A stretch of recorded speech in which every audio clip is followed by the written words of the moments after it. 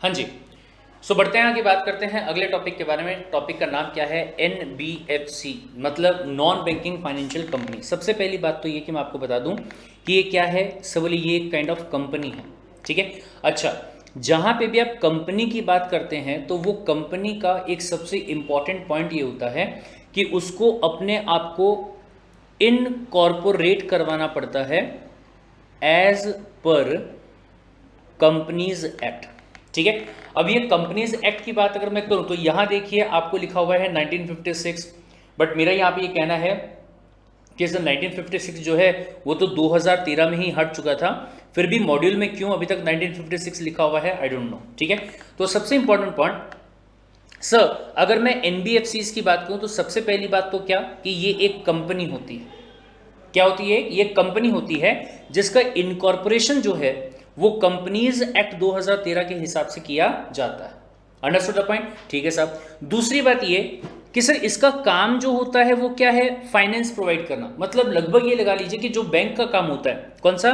Lending करने वाला, पैसा दूसरों को उधार देने वाला जो बैंक का काम होता है, वो वाला काम ये वाली कंपनी जो है करती है, राइट। लेकिन सर एक सेकेंड, फिर दिमाग में सवाल आता है, इसका मतलब क्या ये बैंक है? तो जवाब आया कि नहीं साहब, this is not a bank. Sir माना कि ये एक बैंक नहीं है, लेकिन बैंक जैसा काम जरूर करती है, इसीलिए इस कंपनी का जो नाम दिया गया है वो क्या है? नॉन बैंकिंग फाइनेंस कंपनी, ठीक है। काम कौन सा कर रही है? फाइनेंस प्रोवाइड करने वाला, लेकिन क्या नहीं है? बैंक नहीं है, क्या है? कंपनी। Understood the point? ठीक है साहब। सबसे पहली बात, इसका रजिस्ट्रेशन होना जरूरी है किसके हिसाब से? कंपनीज एक्ट 1956 नहीं बोलेंगे, अब क्या बोलेंगे? 2013, ठीक है, क्योंकि 56 जो है वो पुराने जमाने की बात हो चुकी है। अब 56 नहीं बल्कि कौन सा लगता है? 2013 लगता है, ठीक है साहब। Engage in the business of loan and advances, या फिर इसके अलावा हो सकता है कि दूसरी कंपनीज के जो शेयर्स वगैरह है वो सब चीज़ें परचेज करें, या फिर गवर्नमेंट सिक्योरिटीज को भी परचेज कर सकती है, लोकल अथॉरिटी की जो सिक्योरिटीज होती है उसको भी परचेज करने का काम कर सकती है, या फिर अदर मार्केटेबल सिक्योरिटीज जो होती हैं उनको भी परचेज करने का काम जो है वो कर सकती है। अपार्ट फ्रॉम दैट, जो लीजिंग का काम है, हायर परचेज का काम है, इंश्योरेंस का काम, अरे बाप रे, इंश्योरेंस प्रोवाइड करने का जो काम है वो भी किया जा सकता है, चिट फंड का जो बिजनेस होता है वो भी किया जा सकता है बाय दीज कंपनीज। लेकिन हाँ, एक बहुत ही इंपॉर्टेंट वाली बात कि कौन सा काम नहीं किया जाएगा by these companies, that is any work जो कि एग्रीकल्चरल नेचर का हो। कौन सा वाला? एग्रीकल्चर वाला हो, या फिर कोई इंडस्ट्रियल एक्टिविटी होगी जिसमें कुछ मैन्युफैक्चर करने की बात की जाती है, असेंबल करने की बात की जाती है, ठीक है। या फिर परचेज और the sale of any good other than the securities, securities को परचेज कर रहे हैं वो आएगा, लेकिन उसके अलावा ये सब चीजों को परचेज करना है, कुछ और परचेज करना, ये सब काम इस कंपनी का नहीं होगा। मतलब सीधी सीधी बात ये भाई साहब कि जो फाइनेंशियल वाले ट्रांजैक्शंस होते हैं, जो फाइनेंशियल वाले इंस्ट्रूमेंट्स होते हैं, उसमें डील करने का जो काम है वो करती है एनबीएफसी, इसके अलावा कोई और काम नहीं करेगी, ठीक है।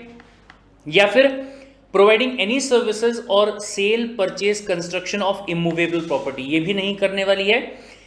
NBFC which is a company and has principal business of receiving the deposit, मतलब कई बार आपकी कंपनी जो है लेंडिंग करने के अलावा कभी कभी, ठीक है, हालांकि अगर मैं एनबीएफसी की बात करूं तो प्राइमा फेसी एनबीएफसी जो है वो डिपॉजिट वगैरह एक्सेप्ट नहीं करती है, लेकिन कुछ एनबीएफसी को अलाउ किया हुआ है कि आप लमसम डिपॉजिट ले सकते हैं, ठीक है।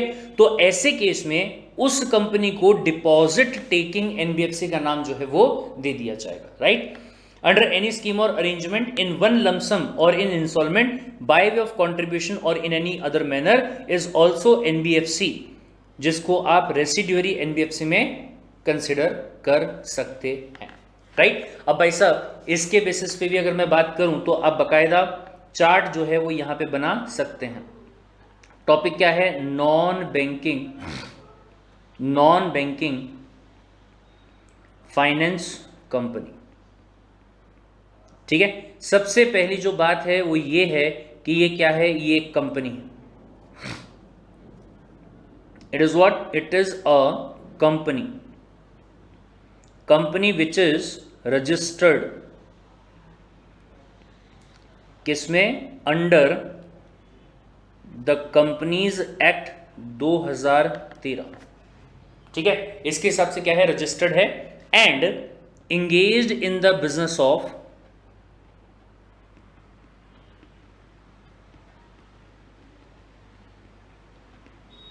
engaged in the business of, दुनिया भर के बिजनेस है, जो कि आप यहां पे पॉइंट बना के लिख सकते हैं। ठीक है, जिसमें से क्या हो गया sir, loans and advance provide करने वाला हो गया। ठीक है, लीजिंग वाला हो गया, हायर परचेज पे देने वाला जो काम है वो हो गया, या फिर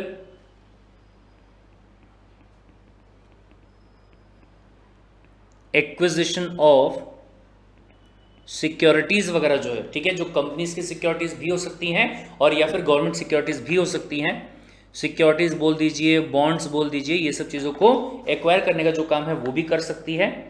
और उसके अलावा अगर मैं यहाँ पे बात करूँ तो इंश्योरेंस बिजनेस, इंश्योरेंस का जो बिजनेस है वो भी किया जा सकता है बाय दीज कंपनीज। और इसके अलावा जो चिट फंड का काम है, चिट फंड बिजनेस जो होता है वो भी किया जा सकता है। ये समझ में आया, डन, ठीक है साहब। लेकिन हाँ, इसमें एक इंपॉर्टेंट वाली बात क्या, बट डज नॉट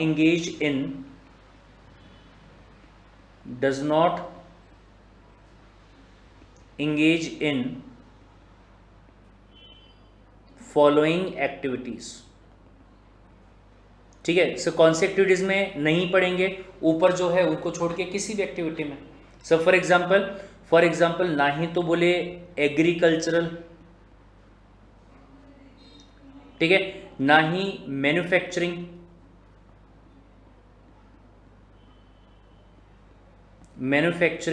ऑफ, या फिर मैन्युफैक्चरिंग, या फिर सेल, या फिर परचेज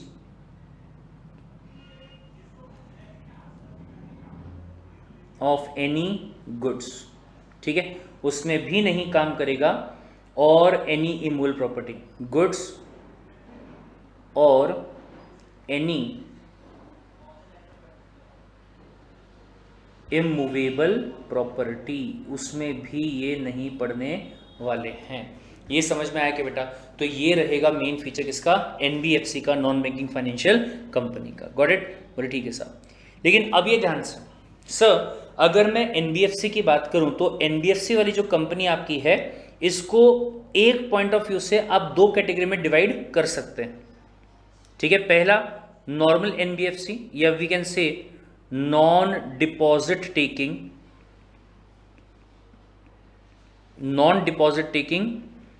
एनबीएफसी, और दूसरा डिपॉजिट टेकिंग एनबीएफसी।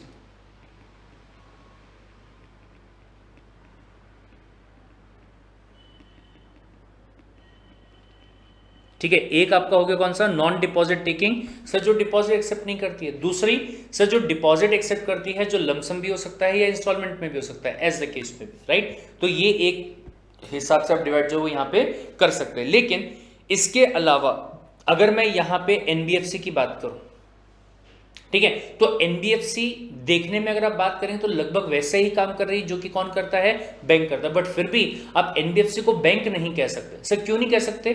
सबसे पहला जो कारण है वो ये है कि NBFC cannot accept demand deposit. Sir कौन सा डिपॉजिट? डिपॉजिट जो है, आपने अभी क्या बोला कि डिपॉजिट ले सकती है करके, तो आपने बोला डिपॉजिट टेकिंग एनबीएफसी, और अभी आप बोल रहे हो कि डिमांड डिपॉजिट नहीं ले सकती। ये क्या मतलब हुआ? बहुत ध्यान से सुनिएगा भाई साहब, यहां पे एक वर्ड यूज किया गया है जिसका नाम क्या है, डिमांड डिपॉजिट। सर हम क्या करते हैं, जब किसी बैंक के पास में पैसा डिपॉजिट करते हैं तो हम ये कंडीशन के साथ डिपॉजिट करते हैं कि ये वाला पैसा जो हम आज बैंक के पास में दे रहे हैं, ये हम जब चाहें तब डिमांड कर सकते हैं, और बैंक हमें वो पैसा हमें क्या करके देगी, वापस करेगी। है ना? सोचिए जरा एक बार इस चीज के बारे में। आप गए किसी बैंक के पास में, जाके आपने क्या किया, 10,000 रुपए डिपॉजिट करवा दिए अपने बैंक अकाउंट में, लेकिन साथ में 24/7 आपके जेब में आपका एक एटीएम कार्ड रहता है, राइट। आप कभी भी उसी बैंक के एटीएम कार्ड में जा सकते हैं, इवन किसी दूसरे बैंक के एटीएम कार्ड में भी जा सकते हैं, कार्ड को स्वाइप कर सकते हो, जो पैसा आपने वहां पे डाला था उसको आप विड्रॉ कर सकते हैं, है ना? बिल्कुल साहब। तो ध्यान से, डिमांड डिपॉजिट की बात अगर आप करोगे तो it is actually a deposit made by depositor in the bank, लिखना होगा तो आप लिख सकते हैं इस चीज को, deposit made by depositor in the bank account, in the bank account via saving account और current account, via saving account और current account which can be demanded back,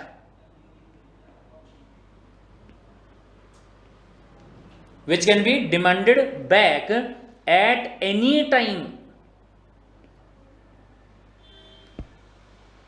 at any time, कभी भी उसको क्या कर सकते हैं, वापस से डिमांड कर सकते हैं by the depositor, by the depositor. ठीक है, इसका मतलब क्या निकला कि एनबीएफसी के पास में हमने जो डिपॉजिट दिया होगा वो शायद कुछ टाइम पीरियड के लिए वहीं पे रहने वाला है, शायद 1 साल के लिए, 2 साल के लिए, 3 साल के लिए, यानी कि जितना मैच्योरिटी पीरियड उसका रहेगा उतने टाइम पीरियड के लिए। Understood the point? तो पहले वीडियो को पॉज करके आप इसके बारे में लिख लीजिएगा कि डिमांड डिपॉजिट का मतलब क्या होता है। ठीक है, बैंक जो है वो डिमांड डिपॉजिट को एक्सेप्ट कर सकता है, लेकिन अगर आप एनबीएफसी की बात करेंगे तो वो डिमांड डिपॉजिट को एक्सेप्ट नहीं कर सकता। सर डिमांड डिपॉजिट की बात अगर की जाए तो जैसा मैंने आपको बताया कि या तो सेविंग अकाउंट जो अपन ओपन करवाते हैं और या फिर करंट अकाउंट जो अपन ओपन करवाते हैं, ये दोनों ही डिमांड डिपॉजिट का एक एग्जाम्पल है। अंडरस्टूड? ठीक है सर। फिर उसके बाद में NBFC do not form part of the payment and the settlement system, very very very much important. क्या ऐसा हो सकता है कि आप अपने बैंक से कहें या सॉरी अपने एनबीएफसी से कहें कि मेरे नाम पे उस बंदे को पेमेंट कर दे? क्या कभी आपने एनबीएफसी का चेक ले जाते हुए देखा है क्या, जैसा अगला पॉइंट यहां पे दिया हुआ है? क्या कि अगर आप ये देखें यहां पे क्या लिखा हुआ है कि it cannot issue cheque drawn on itself, cheque जो है उसको इशू किया नहीं जा सकता है। Are you getting the point? अगर आप एनबीएफसी की बात करोगे तो जो बैंक का काम होता है, पेमेंट क्लियर करवाने वाला काम हो गया, सेटलमेंट करवाने वाला काम हो गया, ये काम कौन नहीं कर सकता? एनबीएफसी नहीं कर सकता। Understood the point? बोले ठीक है साहब। अपार्ट फ्रॉम दैट अगर बात करते हैं about the deposit insurance facility, सब बैंक में जाके आपने पैसा डिपॉजिट किया है, आप अगर चाहें तो उसका इंश्योरेंस जो है वो करवा सकते हैं, लेकिन यही वाली चीज एनबीएफसी में होना पॉसिबल नहीं है। क्या कहते हैं? The deposit insurance of the deposit insurance and credit guarantee corporation is not available to the depositors of the NBFC unlike in case of bank. Bank में अवेलेबल है लेकिन यहाँ पे नहीं है। तो इसका भी एक पॉइंट जो है वो यहाँ पे बन सकता है कि अगर आप एनबीएफसी की बात करते हैं, NBFC is not a bank. Why? Because, अभी बिकॉज की स्पेलिंग शॉर्ट में लिखी है मैंने, आप पूरा अच्छे से डिटेल में लिखेंगे। ठीक है, शॉर्टकट यूज नहीं करेंगे। Because of 3 reasons. सबसे पहली बात क्या है बेटा? Because NBFC cannot accept सबसे पहली बात डिमांड डिपॉजिट। क्या एक्सेप्ट नहीं कर सकता है? डिमांड डिपॉजिट को एक्सेप्ट नहीं कर सकता, पहली बात। ठीक है, फिर उसके बाद में दूसरी बात, सीधा सीधा कैन नॉट इशू चेक। ठीक है, चेक इशू नहीं कर सकता है। और फिर आता है तीसरी बात, no deposit insurance facility, no deposit insurance facility to deposit holders of NBFC।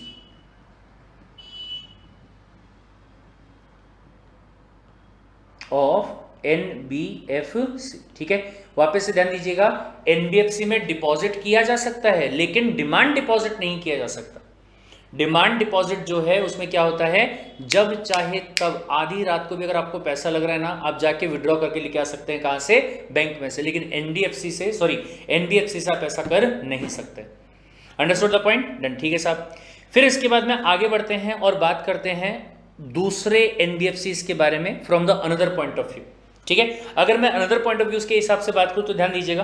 देखिए सबसे पहले यहां पे क्या बताया जा रहा है कि अगर आप इन टर्म्स ऑफ लायबिलिटी की बात करें, इन टर्म्स ऑफ लायबिलिटी के हिसाब से बात करें तो जो अपन ने अभी बोला, एक हो सकता है डिपॉजिट टेकिंग और दूसरा हो सकता है non deposit taking.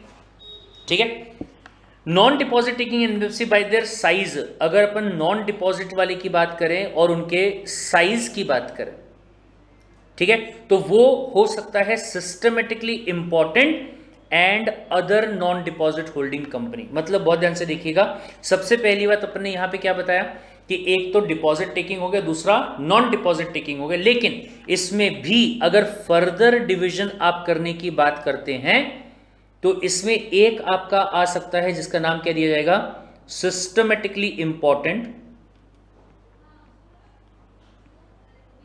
Systematically important non deposit accepting NBFC. ठीक है, और उसके अलावा दूसरा क्या आ जाएगा, अदर्स। ठीक है, दूसरा सीधे सीधे क्या बोल सकते हैं अपन यहां पे, अदर्स बोल सकते हैं उसको, जिसमें देखिए एनडीएसआई और एनडी, सिंपल एनडी वहां पे उसको बोला गया, नॉन डिपॉजिट एक्सेप्टिंग। तो इसको अपन ने क्या नाम दे दिया, वापस से इसको नाम दिया कि ये आपकी एक ऐसी एनबीएफसी है जो कि एनडीएसआई है, मतलब नॉन डिपॉजिट एक्सेप्टिंग तो है ही है, साथ में क्या है, सिस्टमेटिकली इंपॉर्टेंट भी है। सब बाइफिकेशन कैसे करेंगे, कैसे समझ में आएगा, करेंगे अपन इसके बारे में बात आगे चल के और डिटेल में आपको दिया हुआ है। लेकिन वहीं पे अगर मैं ये अदर्स की बात करूं तो it is NBFC simply non deposit accepting, सीधा सीधा, राइट। ठीक है, ये इसमें बाइफिकेशन हो गया। फिर इसके बाद में लेकिन एक और चीज यहां पे क्या कहता है, सी वाली कैटेगरी, कि अगर आप एक्टिविटी के बेसिस पे बात करें, मतलब काम कौन सा किया जा रहा है, अगर उसके बेसिस पे बात करें तो ऐसे केस में आप उसको और फर्दर डिवाइड कर सकते हो, on the basis of what, on the basis of activity. तो अब ये ध्यान से सुनिएगा, यहां एक और अपन अलग से ये बना सकते हैं कि if you are talking about the NBFC या type of NBFC, types of NBFC on the basis of activity, मतलब जो काम करती है उसके बेसिस पे अगर यहां पे बात करेंगे तो इसमें तो भाई साहब बहुत ही टाइप की है। देखिए आप यहां पे, सबसे पहला एसेट फाइनेंस कंपनी, दूसरा इन्वेस्टमेंट कंपनी, तीसरा loan company, infrastructure finance company, फिर उसके बाद में सिस्टमेटिक वाली बात जो है वो तो अपन ऑलरेडी बात कर चुके हैं। ठीक है, उसको इस कैटेगरी में भी डाल सकते हैं और वहां पे भी ले सकते हैं। फिर इंफ्रास्ट्रक्चर डेप्ट आ गई, और फिर नॉन बैंकिंग कंपनी जो कि माइक्रो फाइनेंस के लिए काम करती है। किससे करती है, माइक्रो फाइनेंस के लिए। तो सबसे पहले क्या करेंगे, इसका टाइप जो है वो अपन यहाँ पे लिख लेते हैं कि कौन से टाइप की कंपनी हो सकती है। ठीक है, सबसे पहला जो है वो कौन सा है, asset financing company,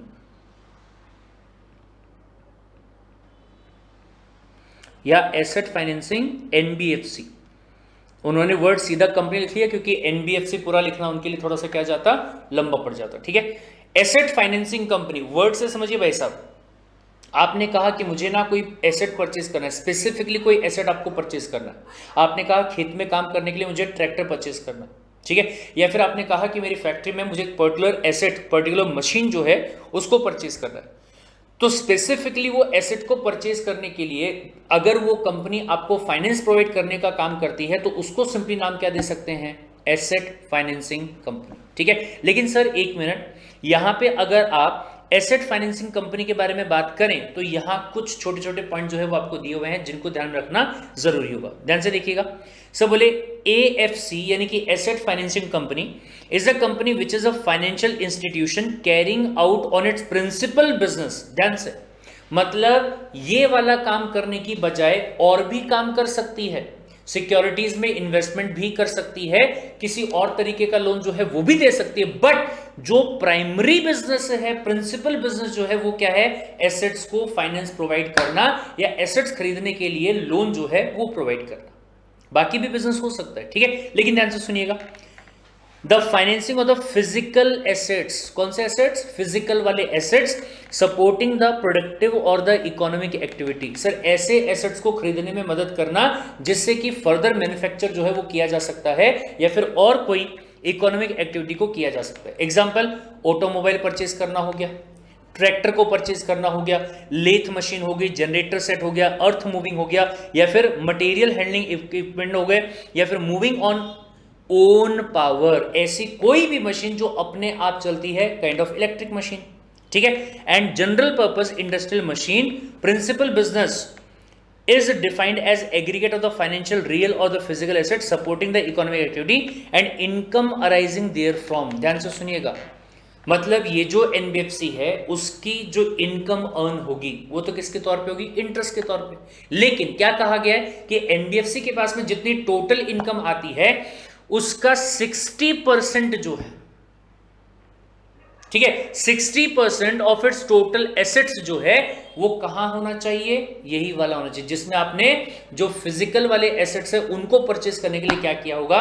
finance provide किया होगा। या फिर जो इनकम भी आपके पास में आ रही है वो ऐसे ही लोन से आपके पास में आना चाहिए, उसे कहा जाएगा क्या? Asset financing company. अब ये ध्यान से भाई, मैं यहां पे आपको लिख के दे देता हूं,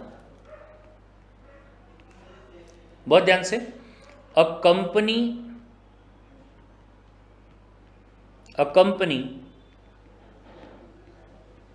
which provide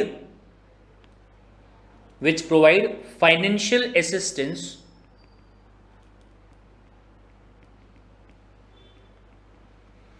क्या प्रोवाइड करती है? फाइनेंशियल असिस्टेंस प्रोवाइड करती है टू परचेज फिजिकल एसेट्स, ठीक है, और वी कैन से मशीन्स, ठीक है। एंड इंपॉर्टेंट पॉइंट कि 60% of its total asset and total income,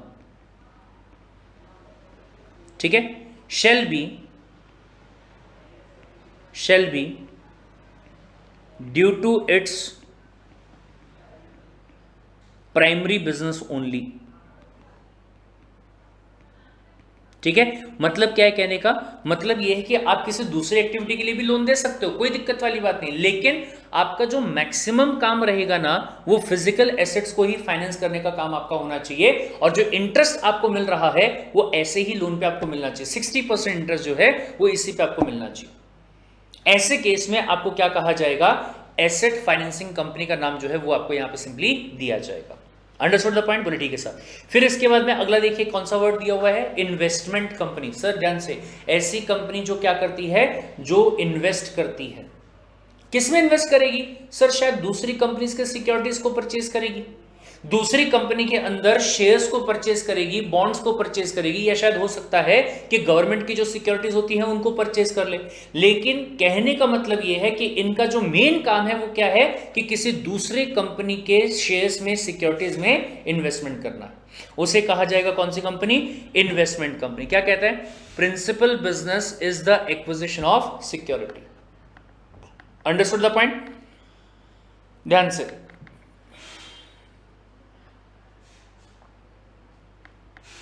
यहां पे लेते हैं अपन अच्छे से, क्या नाम दिया गया है? Investment company.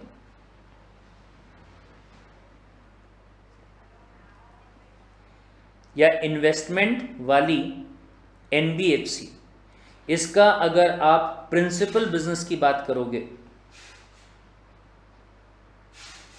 ठीक है, इसका मतलब यह है कि बिजनेस इसका यह भी हो सकता है कि किसी दूसरे कंपनी को या किसी दूसरे इंसान को क्या करती है? लोन प्रोवाइड करती है, फाइनेंस प्रोवाइड करती है, ठीक है।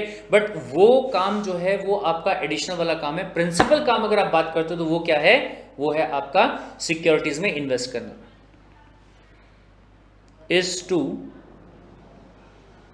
Acquire securities, shares, stocks, bonds of other companies या other कॉर्पोरेट बॉडीज और गवर्नमेंट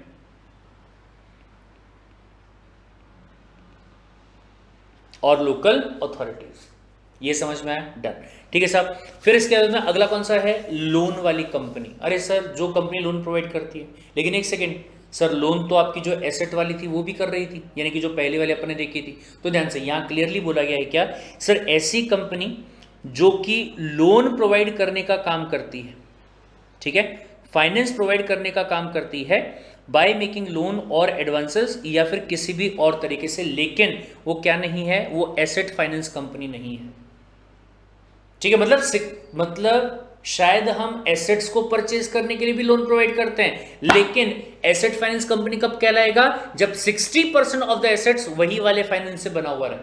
यहां हो सकता है सर 40% जो हमने फाइनेंस प्रोवाइड किया वो एसेट परचेज करने के लिए किया, राइट, या फिर कुछ भी और। सर लोन वाली कंपनी है, लेकिन चूंकि वो एसेट फाइनेंस कंपनी का जो क्राइटेरिया है उसको वहां पे पूरा नहीं कर रही, इसलिए उसको हमने एसेट फाइनेंस कंपनी का नाम ना देते हुए क्या बता दिया, उसको अलग से एक लोन कंपनी या फिर लोन एनबीएफसी का नाम जो है वो दे दिया। ठीक है, तो ये भी ध्यान से भाई यहीं पे लिख देता हूं मैं आराम से। यहां पे लेते हैं, नाम क्या दिया गया? लोन एनबीएफसी, लोन प्रोवाइड करने वाली एनबीएफसी। ठीक है, तो अगर मैं ये वाली कंपनी की बात करूं तो its primary business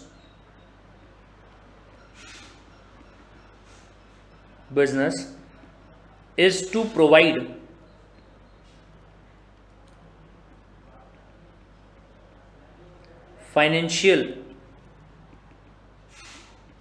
financial assistance through loan और एडवांसेस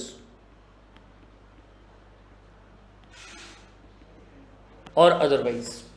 ठीक है, थ्रू लोन, एडवांसेस और अदरवाइज, बट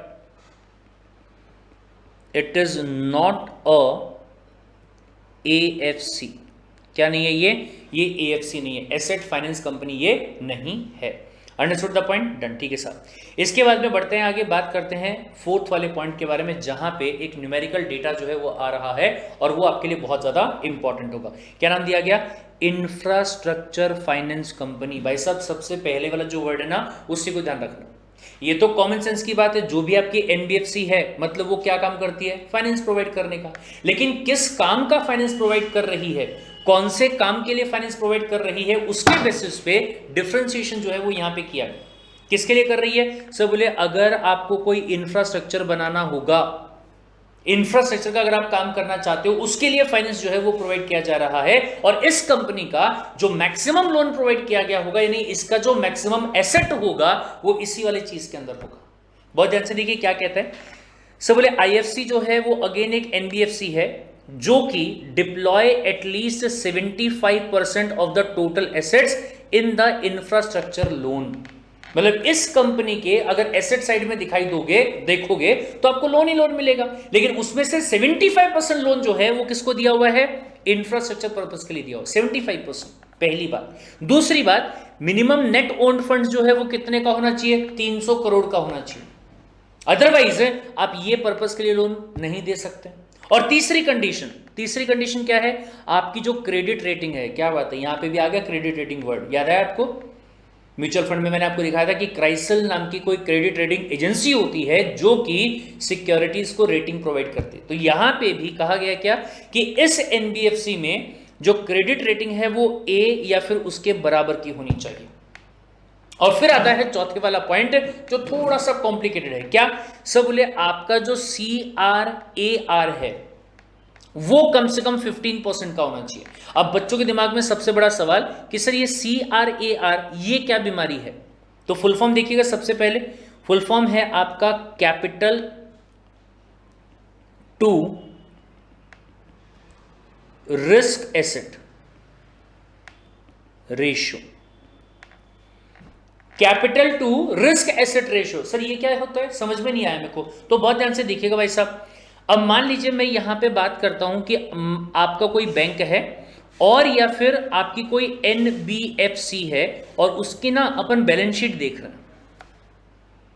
क्या देख रहे हैं अपन? बैलेंस शीट देख रहे हैं। अब ये बैलेंस शीट के अंदर अगर आप एसेट साइड की बात करते हो, ठीक है, तो एसेट्स में आपको क्या दिखाई देगा सर? लोन दिखाई देगा।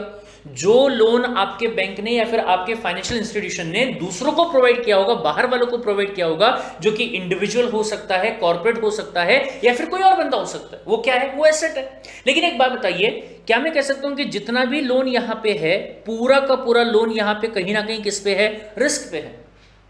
क्या इस बात की आप गारंटी दे सकते हो कि पूरा का पूरा लोन जो है वो वापस कंपनी के पास में आ जाएगा, बैंक के पास में आ जाएगा? क्या आप इस बात की गारंटी दे सकते हो कि सर इतने लोग विजय माल्या निकलेंगे और इतने लोग विजय माल्या नहीं निकलेंगे? क्या गारंटी दे सकते हो किसी की कि धोखा देगा कि नहीं देगा? है? क्या ये बोल सकते हो? Answer is no. तो ऐसे केस में कहने का मतलब ये है कि भाई साहब आपका जो कैपिटल है ना, आपका जो कैपिटल है वो कितना एडिक्वेट है। मतलब अगर कल को जाके इसमें से कुछ पैसा अगर रिसीव नहीं हो पाता है तो उसको काउंटर करने के लिए आपके पास कैपिटल कितना है। मतलब ये कि इस कंपनी के शेयर होल्डर्स का, इस कंपनी के ओनर्स का इन्वेस्टमेंट जो है वो कितना है। तो कहा गया कम से कम 15% होना चाहिए। सब मतलब ये कि अगर ये जो रिस्क वाले एसेट्स हैं, मान लीजिए वो 1000 करोड़ के हैं, एग्जाम्पल, रिस्क वाले जो एसेट्स हैं यानी कि जो लोन आपने मार्केट में प्रोवाइड किया है वो कितने का है? 1000 करोड़ रुपए का है। तो इस 1000 करोड़ का 15% ओनर्स का फंड होना चाहिए। 1000 करोड़ का 15% का मतलब क्या है भाई साहब? 150 करोड़ रुपए जो है वो किसका फंड होना चाहिए? ओनर्स का फंड होना चाहिए, जिसमें पैसा जो बैंक के पास में या फिर FI मतलब NBFC के पास में जो आया था वो इनसे आना चाहिए, ना कि डिपॉजिटर्स। ये समझ में आया? तो इसे कहा जाता है CRAR, और या फिर आप इसको कैपिटल एडिक्वेसी रेशियो भी नाम दे सकते हैं, CAR भी आप इसको बोल सकते हैं, दोनों एक ही मतलब। ठीक है, पहला कैपिटल एडिक्वेसी रेशियो, दूसरा हमने क्या बोला? Capital to risk asset ratio, capital to risk asset ratio. ठीक है, तो वो कितना होना चाहिए बोले? 15%। तो ध्यान से भाई वापस एक बार यहां पे हम यहां पे बात कर रहे हैं किसके बारे में? इंफ्रास्ट्रक्चर NBFC के बारे में, इंफ्रा NBFC के बारे में। ठीक है, इसमें क्या बोला गया? ध्यान से एक बार वापस से 4 कंडीशंस।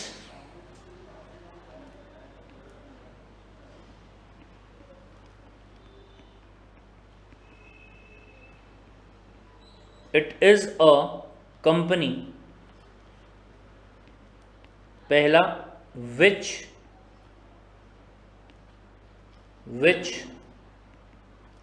पहला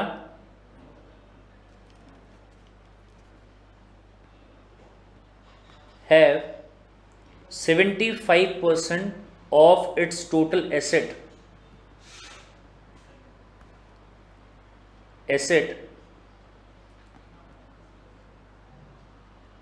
in nature of loan to infrastructure।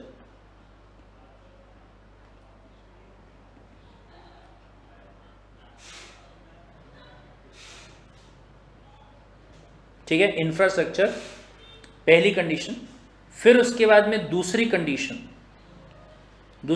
क्या है कि सर उसका जो नेट ओन्ड फंड्स होगा, मतलब खुद का पैसा, ओनर्स का जो पैसा रहेगा वो कितना होना चाहिए? It should be at least rupees 300 crore का होना चाहिए।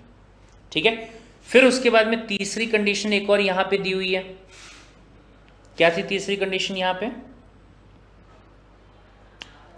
Credit rating.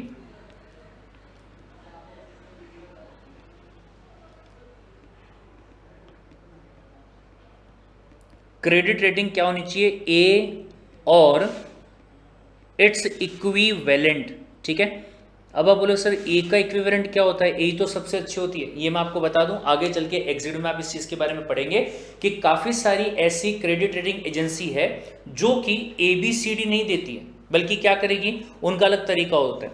वो बोलते हैं अगर आप बेस्ट की बात करते हो तो ट्रिपल ए रहेगा, अगर आप नॉर्मल की बात करते हो तो 4 बार ए रहेगा, ठीक है।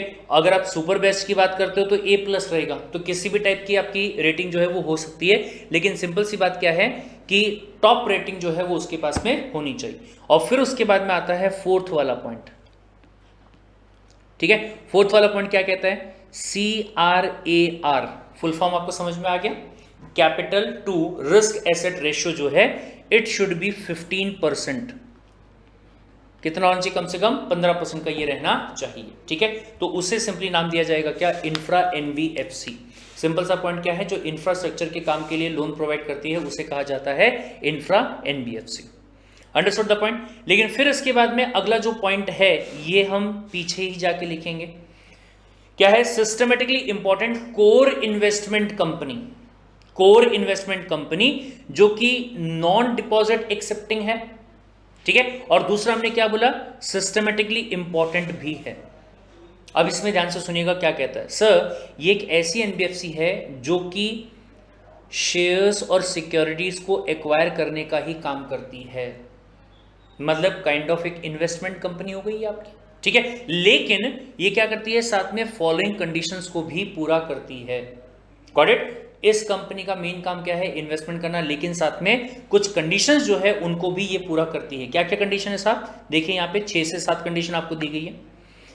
6 कंडीशन है। पहला, it holds 90% of the total assets in form of investment into the securities, ठीक है। लेकिन सिक्योरिटीज भी किसकी, खुद की ही ग्रुप कंपनीज की, अपने ही कंपनीज में इन्वेस्टमेंट किया होगा, ठीक है। सर वहां जो इन्वेस्टमेंट कंपनी की बात की थी उसमें क्या था, कहीं पे भी इन्वेस्टमेंट किया होगा, मार्केट में कहीं पे भी हो सकता है, म्यूचुअल फंड में किया होगा या किसी दूसरी कंपनी जिसको हम जानते भी नहीं है उस कंपनी में शायद पैसा इन्वेस्ट किया होगा। लेकिन ये जो कंपनी है ये कहां पैसा लगाएगी, अपने ही ग्रुप कंपनी में पैसा लगाएगी, ठीक है।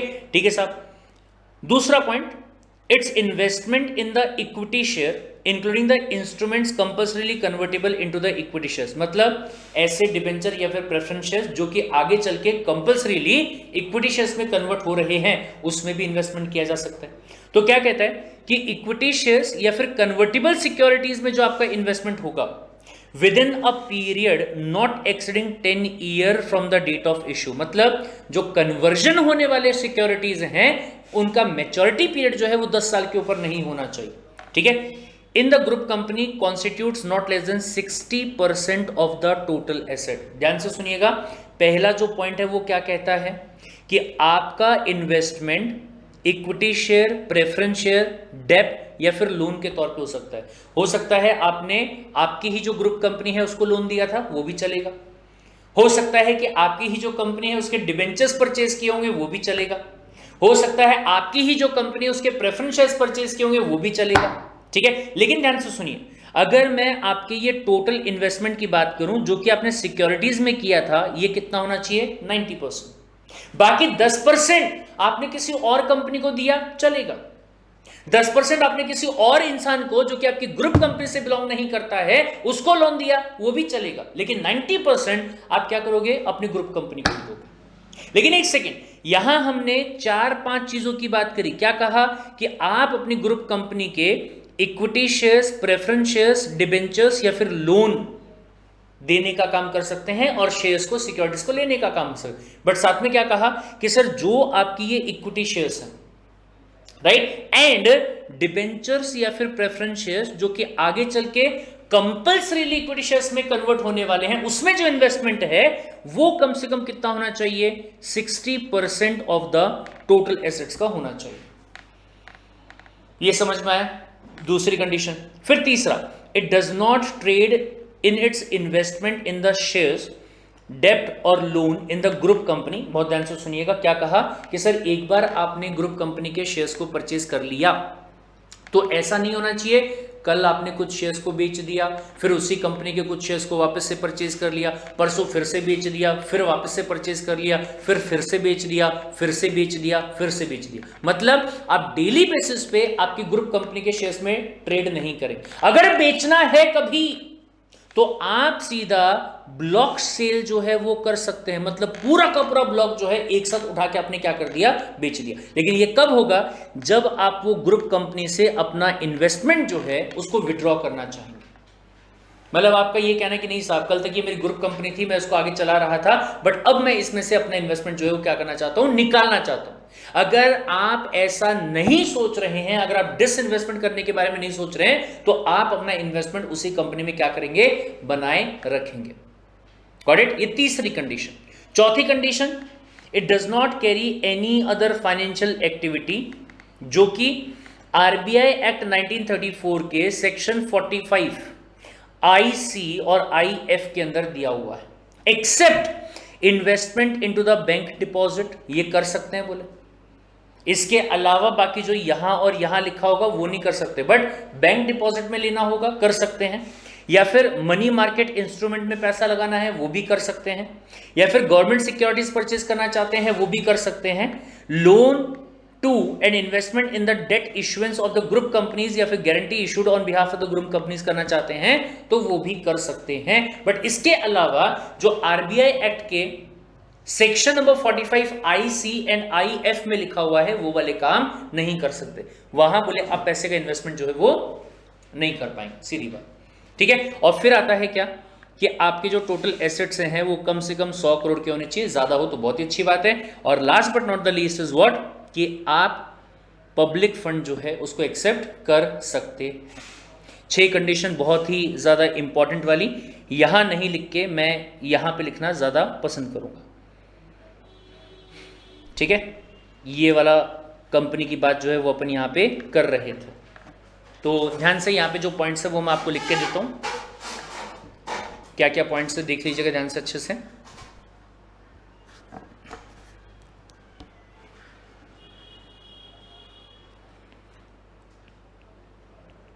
It is type of investment NBFC which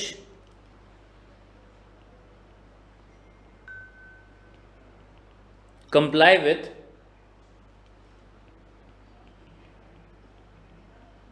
following 5 conditions। 5 है कि 6 है, 6 है शायद, 6 conditions।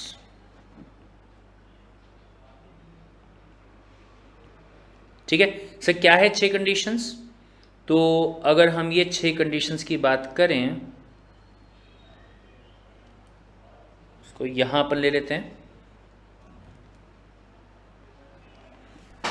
सबसे पहली condition, investment in group companies. ठीक है, मेरा लिखने का तरीका थोड़ा सा स्ट्रेट वे में, वहां पे थोड़ा सा घुमा के लिखा हुआ था, ये आपको ज्यादा अच्छे से समझ में आ जाएगा। Group companies by way of, क्या क्या ले सकते हो, 4 चीजें। सबसे पहली बात, आप अपनी ग्रुप कंपनी के इक्विटी शेयर्स जो हैं उसको परचेज कर सकते हैं, या फिर बोले आप अपनी कंपनी के जो प्रेफरेंस शेयर्स है उसको परचेज कर सकते हैं ग्रुप कंपनी के, या फिर अगर आप चाहें तो आप डिबेंचर्स को परचेज कर सकते हैं। ठीक है, और या फिर अगर आप चाहें तो आप प्रोवाइड कर सकते हैं बाय प्रोवाइडिंग लोन।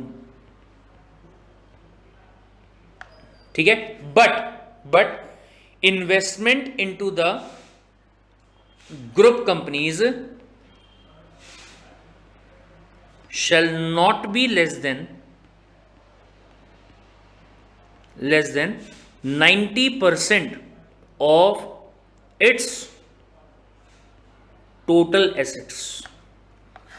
ठीक है, आपकी एनबीएफसी के जितने भी टोटल एसेट्स रहेंगे ना, उसका 90% इन्वेस्टमेंट जो है वो आपको ग्रुप कंपनीज में करना है। ये सीधी सीधी बात है भाई साहब, ये समझ में आ गया क्या? क्लियर है? डन। ठीक है साहब, फिर उसके बाद में सेकंड वाली कंडीशन की बात अपन यहां पे करते हैं। सेकंड कंडीशन की बात की जाए तो क्या कहा गया है? कहा गया है कि सबसे पहली बात, investment in equity shares. Investment किसमें? इक्विटी शेयर्स में, प्लस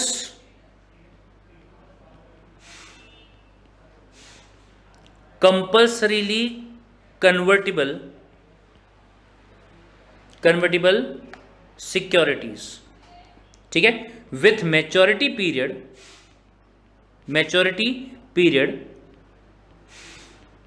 अप टू 10 ईयर्स, ठीक है। इसमें जो इन्वेस्टमेंट रहेगा 10 ईयर्स, बट ऑफ कौन सी कंपनी, वापस से group company.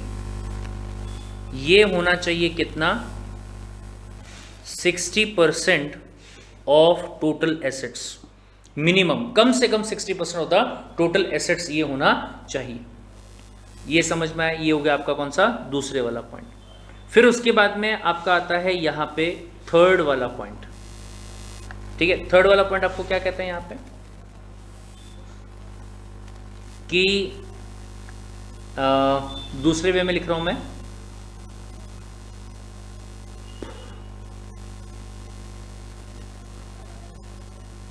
Investment in group companies may be traded only by sale of block. मतलब एक साथ लमसम बहुत सारा अगर आप बेच रहे होंगे तो ठीक है, for the purpose of disinvestment.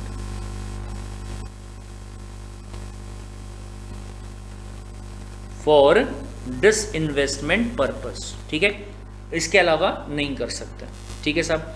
फिर उसके बाद में चौथा पॉइंट यहां पे आता है। चौथा पॉइंट थोड़ा सा यहां पे क्या था, कॉम्प्लिकेटेड था। क्या कि आप कोई और काम यहां पे नहीं कर सकते हो जो कि सेक्शन नंबर 45(1) में लिखा हुआ है, 45(I) में लिखा हुआ है, sorry, can not engage in activities specified in section 45(1)(C) and F, but except का मतलब क्या है कि इसके आगे जो लिख रहा हूं वो वाले काम कर सकते हैं। कौन से काम कर सकते हैं भाई साहब, देखो तो जरा एक बार। सब बोले आप बैंक डिपॉजिट में इन्वेस्टमेंट कर सकते हो, या फिर मनी मार्केट इंस्ट्रूमेंट में इन्वेस्ट कर सकते हो, गवर्नमेंट सिक्योरिटीज में कर सकते हो, लोन टू और investment in the debt issuance of the group company में भी कर सकते हो, या फिर गारंटी जो है वो भी आप प्रोवाइड कर सकते हैं on behalf of the group company, ठीक है। तो यहाँ पे ध्यान से, accept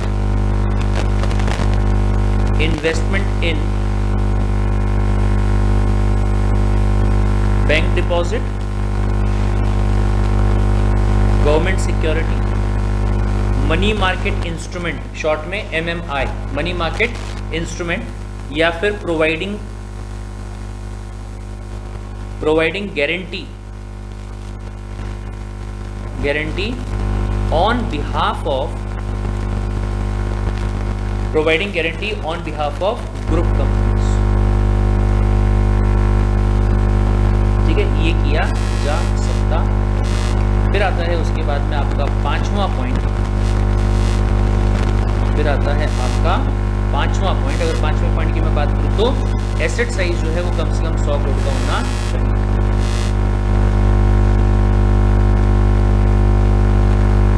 asset size at least ₹100 crore,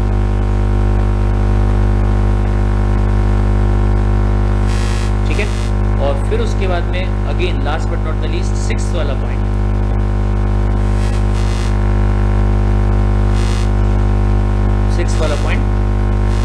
क्या है, can accept the public funds,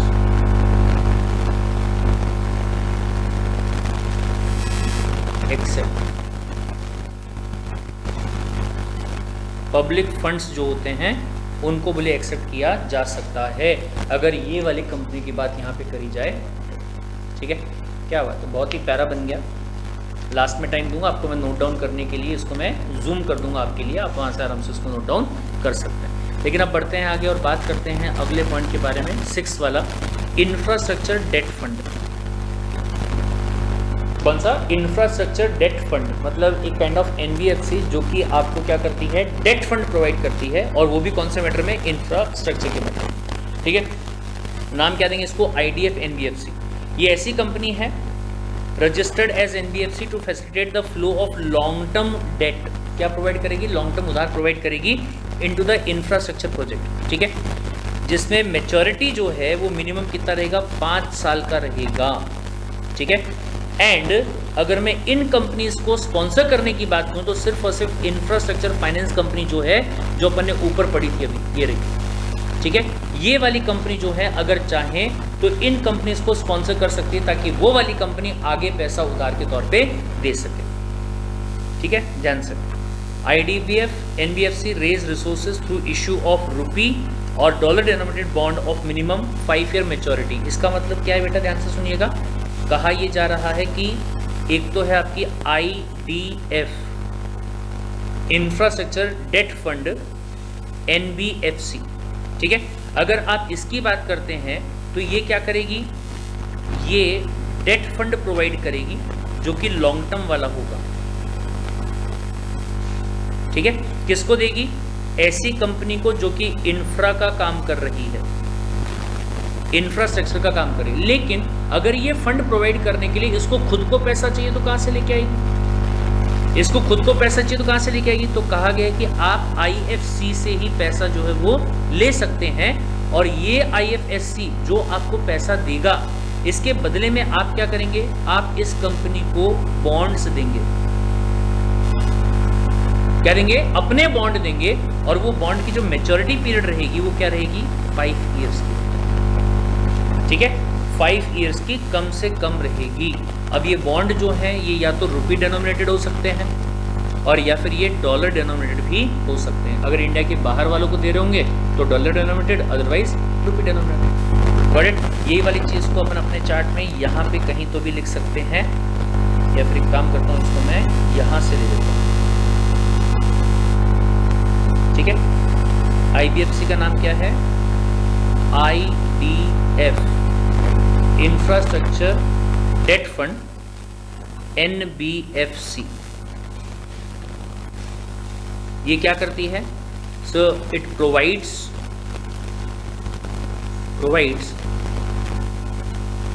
long term fund. कौन सा फंड प्रोवाइड करती है, लॉन्ग टर्म फंड। किसको करती है, to infra companies,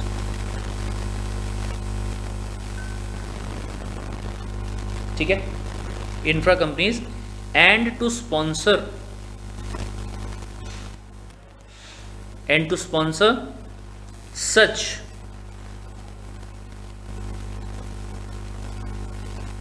such finance it may take money from IFC only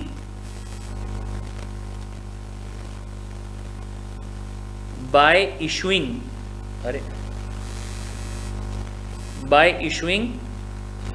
rupee or dollar denominated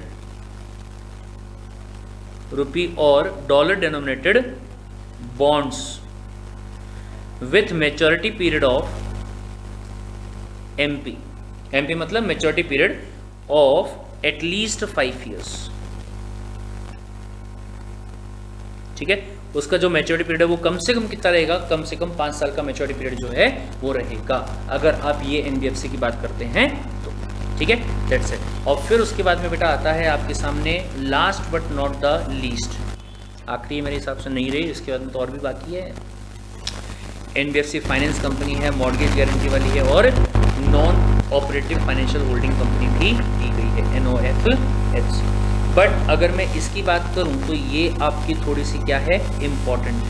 क्या नाम दिया गया सर, ये है माइक्रो फाइनेंस इंस्टीट्यूशन। सर नाम से समझ में आ रहा है, ऐसी कंपनी, ऐसी NBFC जो कि छोटे छोटे जो बिजनेस हाउस रहते हैं, जो कि रूरल एरियाज में काम करते होंगे, ऐसी जगह पे काम करते होंगे, उनको फाइनेंस प्रोवाइड करने के लिए, या फिर इंडिविजुअल्स होंगे जो कि सोल प्रोवाइडर हैं, खुद के लेवल पे काम करते हैं, इनकम उनकी बहुत ज़्यादा नहीं है, साल भर में शायद 1 लाख 2 लाख रुपये कमाते हैं, उनको जो फाइनेंस है वो प्रोवाइड करने के लिए NBFC को यहाँ पे क्या किया गया होगा, बनाया गया।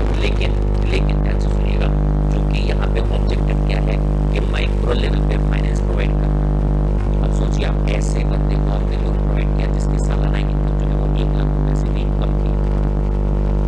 1,00,000 रुपए से कम तो 10,000 रुपए हो सकते, 15,000 रुपए हो सकते। उसने आपसे कहा कि उसको कोई ना कोई काम जो है वो शुरू करना है, उसके उसको पैसा उधार चाहिए, आपने उसको पैसा उधार दे दिया, लेकिन आपके साथ में उसको क्या कहा, ये पैसा तुम्हें अभी 2 इंस्टॉलमेंट में मुझे वापस करना होगा और हर महीने तुम्हें 50,000 जो है मुझे देने पड़ेंगे। तो क्या सामना करने पाएगा? तो जिस पर्पज के लिए इस एनबीएफसी को यहाँ पे बनाया जा रहा है, क्या वो पर्पज अचीव हो पाएगा?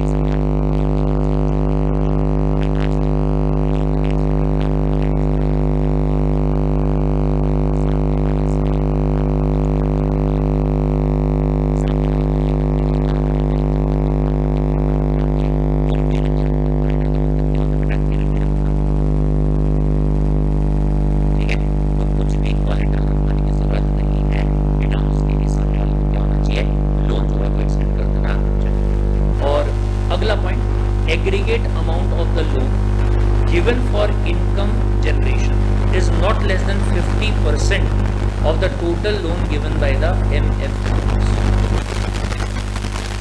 बराबर है, मतलब MFI ने जो टोटल लोन यहाँ पे दिया होगा, ठीक है, उसमें से कम 50% ऐसे लोगों को दिया जाना चाहिए जो एक्चुअल में क्या चाहते हैं यार, कहीं से तो भी हमारी इनकम जो है ना वो बनना शुरू हो जाए। अगर ऑलरेडी किसी की इनकम बन रही होगी तो ऐसे केस में उनको लोन देके क्या मतलब आता है भाई साहब? हाँ ठीक है, किसी का ऑलरेडी रनिंग बिजनेस है उसको आप लोन दे रहे हो, दे दो, बट ये ध्यान रखिएगा कि जितना भी टोटल लोन आपने दिया है उसका 50% जो है वो ऐसे लोगों को जाना चाहिए जो अपनी इनकम को शुरू करने के लिए हाथ पैर मार रहे हैं, नीडी वाले जो लोग रहेंगे ना उनको जाना चाहिए, ठीक है। And then comes the last point is what, कि loan is repayable on the weekly basis, fortnight मतलब 15 दिनों में, monthly instalment at the choice of the borrower. अरे बाप रे, मतलब बैंकर यहाँ पे नहीं बताएगा कि तुमको कब वापस करना है, आप खुद डिसाइड कर लो, बोले बताओ कब करोगे, साप्ताहिक वे में करना चाहोगे या फिर 15 दिन में करना चाहोगे या फिर मंथली बेसिस पे करना चाहो, आपकी मर्जी। Understood the point? So very very very much important point, इसका भी बहुत ही प्यारा चार्ट जो है वो अपना यहाँ पे बन सकता है, ठीक है। तो नाम क्या देंगे यहाँ पे अपन, नाम इसका जाएगा NBFC MFI micro finance institution, ठीक है। इसकी बात अगर अपन करेंगे तो क्या कहता है, सबसे पहली बात कहता है भाई साहब, it is first of all non deposit taking, ठीक है। तो इसमें एक काम और भी कर सकते हैं, यहाँ पे अगर अपने को शॉर्ट में लिखना है तो शॉर्ट में अपन क्या लिखेंगे, NBFC ND MFI, ठीक है, बीच में एक हैशटैग दे देते हैं, sorry,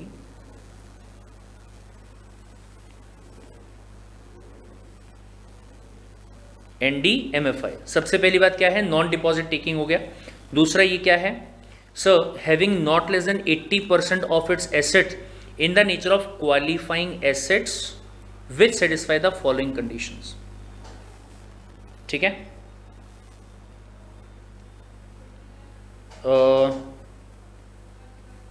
NBFC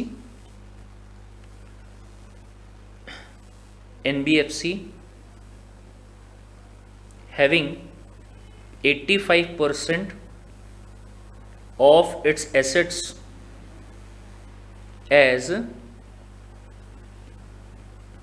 qualified assets satisfying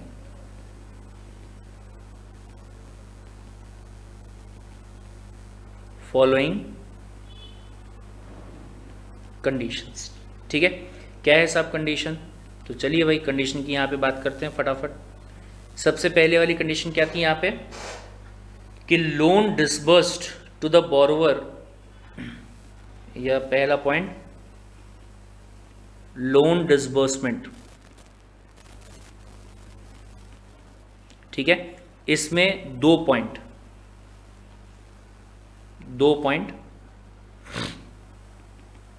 in rural area,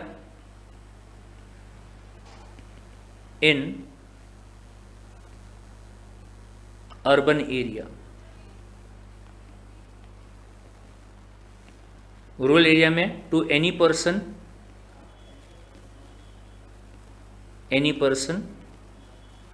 with annual income, AI का मतलब क्या है यहाँ पे सीधा, एनुअल इनकम कितनी, सब बोले लेस देन ₹1 लाख, ठीक है। और अगर मैं यहाँ की बात करूँ तो वापस से टू एनी पर्सन जिसकी annual income with annual income is less than ₹1,60,000, ठीक है। तो ये आपकी हो गई कौन सी कंडीशन, सबसे पहले वाली कंडीशन। यहाँ पे थोड़ा सा ये कर देते ताकि खिचड़ी ना बने, ठीक है साहब। फिर उसके बाद में ये तो पहला पॉइंट हो गया। दूसरा पॉइंट क्या है, लोन अमाउंट जो है, दूसरा point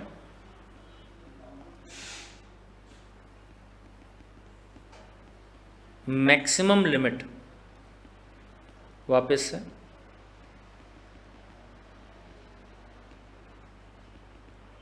maximum limit of loan amount. ठीक है, इसमें भी दो बातें बोली गई हैं। क्या? सबसे पहली बात, अगर आप बात करते हैं फर्स्ट साइकिल के बारे में, और दूसरा सब्सिक्वेंट साइकिल। ठीक है, अब ये सब्सिक्वेंट, सेकंड तो नहीं बोला ना, मतलब आप 2 बार 3 बार 4 बार 5 बार 6 बार कितनी बार भी लोन दे सकते हैं, लेकिन पहली बार 50,000 ही देना। तो अगर फर्स्ट साइकिल की बात करोगे अप टू ₹50,000 और सब्सिक्वेंट में अप टू ₹1,00,000। लेकिन इसी से तीसरा पॉइंट एक और बनता है जो इसी से कहीं ना कहीं क्या है, जुड़ा हुआ है। क्या? Total indebtedness. ठीक है, total indebtedness shall be less than और equals to ₹1,00,000 at any point of time. ठीक है, लेकिन एक सेकेंड, इसमें भी थोड़ा सा चेंज करना पड़ेगा। टोटल इंडेप्टनेस किसकी बात कर रहे हो भाई साहब? Of borrower. Indebtedness of borrower, जो बंदा पैसा ले रहा है उसका जो इंडेप्टनेस रहेगा वो कितना होना चाहिए? वो 1,00,000 से ऊपर होना नहीं चाहिए। ठीक है, फिर उसके बाद में फोर्थ वाले पॉइंट की बात अगर मैं करूँ तो चौथा जो पॉइंट है वो क्या कहता है? ये हो गया। चौथा पॉइंट क्या कहता है कि टेन्योर जो होगा,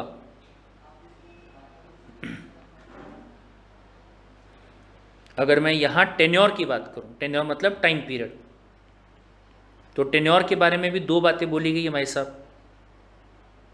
ठीक है, पहला है minimum 24 months.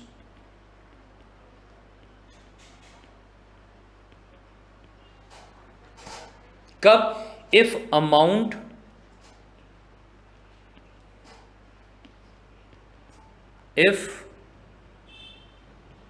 Loan amount is greater than 15,000। अगर लोन अमाउंट जो है वो क्या है, 15,000 से ज्यादा होगा तो। ठीक है, फिर उसके बाद में क्या कहता है? 15,000 से ज्यादा होगा तो, और दूसरा it can be any period. Any period, ये कब?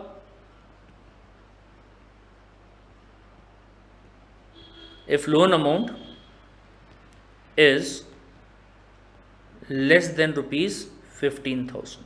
ठीक है, 15,000 से नीचे अगर रहा तो कितना भी हो सकता है, 24 महीने से कम का भी चलेगा, जैसा आपको सही लगे। ठीक है, लेकिन हाँ, इसमें एक बात और क्या कही गई कि अगर लोन अमाउंट जो है वो 15,000 का होता है तो ऐसे केस में क्या कहा गया है? ऐसे केस में कहा गया है that pre payment should be allowed.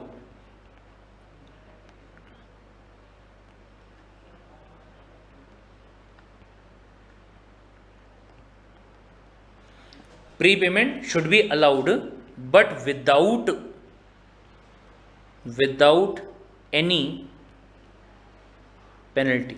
ठीक है, बिना किसी पेनल्टी के सामने वाले को प्री पेमेंट करना जो है वो क्या होना चाहिए? अलाउड होना चाहिए। अब पेज तो यहीं पे ख़त्म हो गया। बाकी पॉइंट अपन कैसे लिखेंगे? 2-3 पॉइंट और है भाई। ठीक है, 3 पॉइंट और है, उसको कहीं तो भी एडजस्ट करने की कोशिश अपन करते हैं। क्या है पॉइंट? सबसे पहली बात, loan to be extended without collateral. तो इसको कैसे लिखेंगे? कैसे लिखेंगे? थोड़ा सा ऊपर किया जा सकता है अगर मैं करना चाहूँ तो।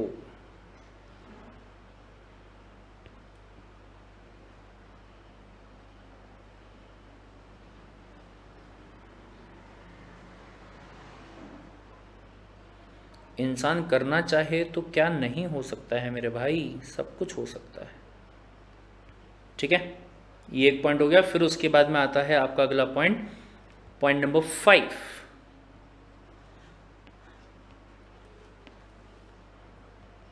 No need to take collateral. ठीक है, कुछ भी गिरवी रखवाने की जरूरत नहीं है। 5वां पॉइंट हो गया। और फिर उसके बाद में 6 वाला पॉइंट क्या कहता है आपको? Aggregate amount of the loan given for the income generation, right, shall not be less than 50% of the total loan given by the MFI. अब इसको तो लेकिन क्या करेंगे, हवन करेंगे, अगले पेज पे लिखता हूँ मैं, ठीक है। आप कोशिश कीजिएगा वही वाले पेज पे एडजस्ट करने का, बट मैं अगले पे लिखता हूँ क्योंकि मुझे काइंड ऑफ चार्ट बनाना है। क्या कि अगर आप यहाँ पे बात करते हैं अबाउट द लोन गिवन, ठीक है, अब loan given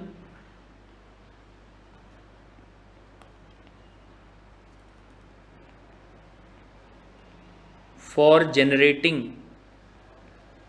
income,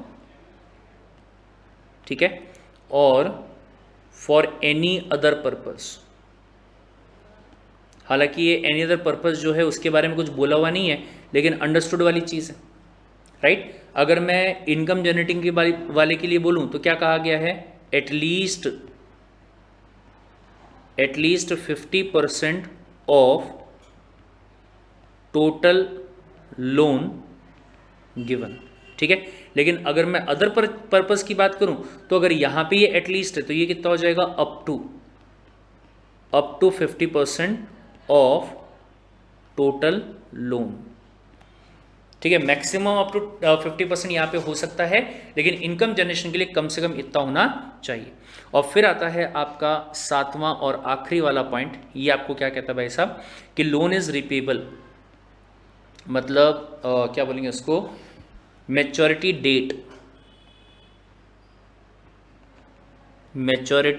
date for repayment of loan, for what, for repayment of loan can be decided by borrower himself, ठीक है। बोरोवर जो है वो खुद इसके बारे में डिसाइड कर सकता है, एज वीकली, फोर्टनाइटली और monthly, as he thinks fit, जैसा उसको सही लगे उसके हिसाब से वो डिसाइड यहाँ पे कर सकता है। अंडरस्टूड द पॉइंट, डन, ठीक है साहब। फिर उसके बाद में अगले 3 जो चीज़ें हैं वो अपन वापस से देख लेते हैं यहाँ पे। अगला कौन सा है, 8वां, NBFC factors, very very very much important point. शायद आपने कभी फैक्टर के बारे में सुना होगा, अगर नहीं सुना है तो मैं आपको बता दूं कि जो बिल डिस्काउंटिंग हुआ करता है उसे ही क्या कहा जाता है, फैक्टरिंग करना। सर ये बिल डिस्काउंटिंग मतलब नहीं समझ में आया। बिल ऑफ एक्सचेंज के बारे में शायद आपने सुना होगा कभी। क्या होता है कि मुझे किसी बंदे से पैसा लेना है, उस बंदे ने मुझे पैसा नहीं दिया, उसने कहा 10 दिन के बाद अगर आप आओगे ना तो मैं आपको पैसा दे दूंगा। अगर आपको भरोसा नहीं होता तो वो बंदा मुझे एक बिल ऑफ एक्सचेंज बना के देता है, ठीक है, जिसमें लिखा हुआ होता है कि मैं एक दिन 10 दिन के बाद में उस बंदे के यहाँ पे जाऊंगा, वो बिल ऑफ एक्सचेंज उसको दिखाऊंगा, बदले में वो मुझे क्या कर देगा, पैसा दे देगा। अब आज की डेट में उसने मुझे बिल बना के दे दिया, ठीक है, मेरा अच्छा कस्टमर वो है, मैं उससे झगड़ा तो कर नहीं सकता। मैंने कहा ठीक है भाई दे दे, लेकिन मुझे आज पैसे की क्या है, जरूरत है। तो मैंने क्या सोचा कि मैं यही वाला बिल लेके जाता हूं बैंक के पास में, और या फिर NBFC के पास। किसके पास, बैंक के पास या फिर NBFC के पास, और मैं उनसे कहता हूं सर 10 दिन के बाद में ये बिल के बदले में आपको ये बंदा पैसा दे देगा। और मान लीजिए कि वो बिल के ऊपर कुल मिला के कितने रुपए मिलने हैं, 100 रुपए। तो मैंने क्या किया, मैंने इस बिल को डिस्काउंट करवाने की बात करी। मैंने बैंक को क्या कहा कि आप मुझे 100 मत दो, 95 रुपीज दे दो, ठीक है, और इस बंदे से कितने रुपए ले लेना, 100 रुपए ले लेना। अब देखिए तीनों लोगों का फायदा हो गया। इसका फायदा क्या हुआ कि आज इस बंदे के दिमाग पे कोई बर्डन नहीं आया। मेरा क्या फायदा हुआ, मुझे पैसा आज चाहिए था, बैंक ने मुझे आज के आज पैसा दे दिया। अरे भाई साहब 100 रुपए कल आए, उससे अच्छा है 95 रुपीज आज आ जाए। बैंक का क्या फायदा हो गया, अरे सर बैंक तो बिजनेस करने के लिए बैठा था, उसको तो कहीं से भी प्रॉफिट चाहिए था, दिन रुकने के लिए वो तैयार है, उसको 5 रुपए का यहाँ पे क्या हो गया, प्रॉफिट हो गया। तो ये जो पूरा प्रोसेस होता है उसे कहा जाता है क्या, फैक्टरिंग वाला काम जो है वो करना। सर सिंपल तरीके से कहा गया कि आपकी एनबीएफसी जो है वो सिर्फ ये वाले काम पे तो जिंदा नहीं रह सकती, बट क्या कहा गया कि कम से कम 50% आपका जो काम है वो इसी चीज से होना चाहिए, फैक्टरिंग वाले बिजनेस से ही आपको आना चाहिए। समझ में आ गया? डन। फिर उसके बाद में 9th वाला पॉइंट आता है क्या? Mortgage guarantee company, MGC. कौन सी company? Mortgage guarantee. Sir mortgage का मतलब भी क्या होता है? गिरवी रखना। कोलेटरल का मतलब भी क्या होता है? गिरवी रखना, ठीक है। लेकिन ये ध्यान दीजिएगा कि मॉर्गेज जो है वो हम कौन सी प्रॉपर्टी को करते हैं? इमूवेबल प्रॉपर्टी को करते हैं। ऐसी प्रॉपर्टी जिसको कि एक जगह से दूसरी जगह पे शिफ्ट नहीं किया जा सकता, उसे कहा जाता है इमूवेबल प्रॉपर्टी। तो सर अगर किसी मॉर्गेज के लिए गारंटी प्रोवाइड करने का काम किया जाता है, वो जो भी कंपनी कर रही होगी उसे क्या कहा जाएगा? एमजीसी कहा जाएगा। मेन बिजनेस क्या है? मॉर्गेज के लिए गारंटी प्रोवाइड करना, ठीक है। तो ध्यान से देखिएगा भाई साहब, it is a financial institution for which at least 90% of the business turnover is a mortgage guarantee business. खत्म बात। बट कितना? कम से कम 90% होना चाहिए, या फिर at least 90% of its gross income is from the mortgage guarantee business, and net worth जो है वो कितने का होना चाहिए? कम से कम 100 करोड़ रुपए का होना चाहिए। Understood the point. और फिर उसके बाद में आता है last but not the least, NBFC non operative financial holding company. Non operative financial holding company. Sir ऐसी कंपनी जो एक होल्डिंग कंपनी है और वो क्या नहीं करती है? बेसिकली वो काम नहीं करती है, बट कहीं ना कहीं वो एक फाइनेंस कंपनी जरूर है। क्या मतलब वो इसका? सर ध्यान से देखिएगा, it is a finance institution through which the promoter or the promoter group will be permitted to set up a new bank। मतलब इसके जरिए, इस पर्टिकुलर कंपनी के जरिए नया बैंक जो है उसको सेटअप किया जाएगा। मतलब काम कौन करेगा? नया वाला बैंक, ठीक है। It is a wholly owned non operative financial holding company which will hold the bank as well as the other financial services companies regulated by the RBI और other financial sector regulators to the extent permissible under the applicable regulatory prescription। ये समझ में आया? मतलब ये कि sir एक ना नया बैंक शुरू करना था, आईसीआईसीआई बैंक कोई है, ठीक है, वो कोई नया बैंक शुरू करना चाहता है, लेकिन रिस्ट्रिक्शंस डाले हुए हैं कि अगर आप ऑलरेडी एक बैंकिंग काम कर रहे हो तो आप कोई दूसरा बैंक जो है वो शुरू नहीं कर सकते, एग्जाम्पल के तौर पर, ठीक है। तो ये बैंक ने क्या किया? ये बैंक ने एक होल्डिंग कंपनी को बनाया जो कि क्या है? Non operative. Sir non operative क्यों बोला? सर ये काम नहीं करने वाली। इसका काम क्या है? सिर्फ और सिर्फ कुछ कंपनीज को अपने नाम पे होल्ड करना। मतलब वो कंपनीज जो हैं वो इसकी ग्रुप कंपनीज कहलाएंगी, काम वो करेंगी, बस ये क्या है? ये होली ओन्ड होल्डिंग कंपनी है। Got the point? यानी कि उन कंपनीज के शेयर्स जो हैं वो किसके पास में है? ये वाली कंपनी के पास में। तो उसे क्या कहा जाता है? Non operative holding company. Understood the point? तो सिर्फ और सिर्फ किसी नए बैंक को, नई कंपनी को, जो कि एनबीएफसी भी हो सकती है, ठीक है, उनको होल्ड करने के लिए जिस पर्टिकुलर एनबीएफसी को बनाया जाता है उसे क्या कहा जाता है? Non operative holding company. Understood the point? Done. चलिए सर, मेरे हिसाब से आपको एनबीएफसी के बारे में सारी बातें जो है वो समझ में आ गई होंगी। जो 8वां, 9वां और 10वां पॉइंट है, छोटे छोटे पॉइंट है, उसके बारे में चार्ट्स की बात अगर मैं करूं तो आपका ये होमवर्क है, क्योंकि सारे चार्ट अगर मैं बनाऊंगा तो आप कहां से सीखेंगे? फिर आप सीख पाएंगे क्या? नहीं, ठीक है। तो वो आपका होमवर्क है, लेकिन ये चार्ट्स को पहले आप क्या कर लीजिए? अच्छे से नोट डाउन कर लीजिए। ये देखिए कितना अच्छा एकदम, मतलब एनबीएफसी के बारे में जितनी भी छोटी छोटी बातें थी ना, सारी की सारी बातें अपन ने नोट डाउन कर ली। तो वीडियो को पॉज करेंगे, पॉज करके इन बातों को नोट डाउन कर लेंगे। ये तो बहुत ही प्यारा चार्ट बना। इसमें आपको 8, 9 और 10 ये 3 पॉइंट्स जो है वो क्या करने हैं? ऐड करने हैं। Got it? वापस एक बार दिखा देता हूं। सबसे पहले हमने यहां पे एनबीएफसी के बारे में बात किया, फिर हमने ये वाली बात जो है वो करी इसके बारे में, फिर उसके बाद में हमने कहा कि from one point of view it can be non deposit taking NBFC और it can be deposit taking NBFC. अगर नॉन डिपॉजिट वाले की बात करते हैं तो systematic important non deposit accepting NBFC की बात हमने की थी, जिसके कुल मिला के कितने कंडीशंस हैं? 6 कंडीशंस हैं। कौन से वाले? ये वाले। फिर उसके बाद में from the another point of view सबसे पहले हमने एसेट फाइनेंसिंग कंपनी के बारे में बात करी, फिर उसके बाद हमने इन्वेस्टमेंट एनबीएफसी के बारे में बात की, फिर उसके बाद हमने लोन एनबीएफसी के बारे में बात करी, फिर उसके बाद इंफ्रा एनबीएफसी, फिर आईडीबीएफ एनबीएफसी, और फिर उसके बाद लंबी चौड़ी बात हमने करी किसके बारे में, एमएफआई के बारे में। अच्छे से नोट डाउन कर लीजिएगा इसको, आप वीडियो को पॉज कर करके, ठीक है। इसके छठे और सातवें पॉइंट जो है वो अगले पेज पे हमने ले लिए।